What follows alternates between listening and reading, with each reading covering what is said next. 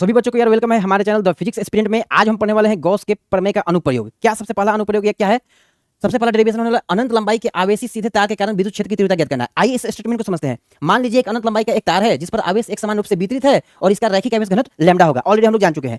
तार से r दूरी पर स्थित p बिंदु पर आपको विद्युत क्षेत्र की तीव्रता ज्ञात करनी है। अभी आपको आगे डायग्राम में समझ में आएगा। इसके लिए हम एक काल्पनिक बेलनाकार गॉसी पृष्ठ की कल्पना करते हैं जिसकी त्रिज्या r तथा लंबाई l है। ठीक है ना। चलिए नेक्स्ट पेज पर चलते हैं और आपको डायग्राम को समझाते हैं। ये देखिए तार का लंबाई है जो इनफाइनाइट लंबाई का है। ठीक है। एक तार है इनफाइनाइट लंबाई का, एक स्ट्रेट वायर है और इससे r दूरी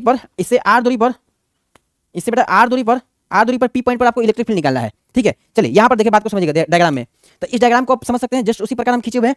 पर ये जो p पॉइंट पर यहां पर हम मेरे को एक सरफेस मानना पड़ेगा, बंद सरफेस, क्योंकि फ्लक्स अपना बंद सरफेस से ही गुजरता है। तो हमने मान लिया और ये कैसा भाई बेलनाकार है। स्टेटमेंट पे ही लिखा हुआ है भाई बेलनाकार है। अब देखिए इस पॉइंट पर अगर देखते हैं तो इलेक्ट्रिक फील्ड का डायरेक्शन ऊपर की तरफ है और एरिया वेक्टर इधर है, तो यहां पर थीटा 90 डिग्री आएगा। अगर सेकंड वाले सरफेस की बात करते हैं तो इसका इलेक्ट्रिक फील्ड ऊपर की तरफ, क्योंकि बेटा प्लस चार्ज का वितरण ऊपर हुआ है, डिस्ट्रीब्यूशन ऊपर हुआ है। इसका एरिया वेक्टर इधर है तो बीच में एंगल 90 डिग्री। अब यहां पर क्या होगा, यहां पर बेटा नॉन यूनिफॉर्म सरफेस है तो हम लोग क्या बोलेंगे, क्षेत्रफल अवयव एरिया एलिमेंट लेंगे और एरिया एलिमेंट जो है उसका डायरेक्शन ऊपर की तरफ और इलेक्ट्रिक फील्ड का डायरेक्शन भी ऊपर की तरफ ही होगा। तो थीटा हो गया 0 डिग्री। ठीक है ना। यहाँ पर जो आवेश का जो वितरण हुआ है इसको यार क्या बोलेंगे बताइए, रैखिक आवेश घनत्व। तो लैम्डा क्या होता है, रैखिक आवेश घनत्व q बटे में l होता है। ठीक है। आई बात को समझिए।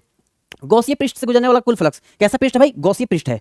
तो फाई क्या होगा, q इनसाइड बटा एप्सिलॉन नॉट। इसको इक्वेशन 1 मान लेंगे। हम लोग जानते हैं सर कि जो फ्लक्स होता है इंटीग्रेशन e डॉट d होता है, क्योंकि यहाँ पर नॉन यूनिफॉर्म सरफेस भी है। ठीक है। नॉन यूनिफॉर्म सरफेस इसलिए दोनों समीकरण को आपस में कंबाइन करते हैं सर। तो इंटीग्रेशन e डॉट d है q inside by epsilon naught. इसका डॉट ओपन करते हैं तो e d cos theta q inside by epsilon naught. Next page पाइएगा, देखिए 1 वाला पर कितना है 90 डिग्री, 2 वाला पर 90 डिग्री और 3rd वाला पर 0 डिग्री। तो इसको जब ओपन करते हैं बेटा देखिए e d cos theta q inside by epsilon not और पोजीशन है 3 2 और 1। तो यहाँ थीटा देखिए 90, यहाँ थीटा 90, यहाँ थीटा 0 पुट कर दीजिए और लैम्डा का वैल्यू क्या है q बाई l। तो q आ गया लैम्डा l, यही q अपना q इनसाइड होगा lambda into l।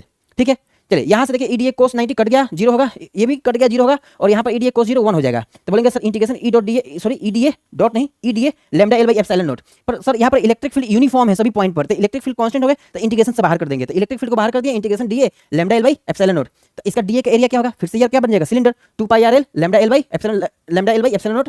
L l cut गया तो इलेक्ट्रिक फील्ड क्या आ गया lambda by 2 pi r epsilon naught. अब देखिए अगर हम ऊपर नीचे 2 से मल्टीप्लाई कर दें ऊपर नीचे दोनों जगह तो electric field 2 lambda by 4 pi epsilon naught R, तो 2 के लैम्डा बाई आर हो जाएगा। तो E inversely proportional to 1 by R, मतलब आर के इनवर्सली प्रोपोर्शनल। ठीक है। तो इसका जब ग्राफ देखते हैं यार तो हाइपरबोलिक नेचर होगा। यही आपका डेरिवेशन है। क्या सभी बच्चों को समझ में आया क्या? ठीक है। बहुत इंपॉर्टेंट डेरिवेशन था, आप इसको अच्छा से रिवीजन कर लीजिएगा।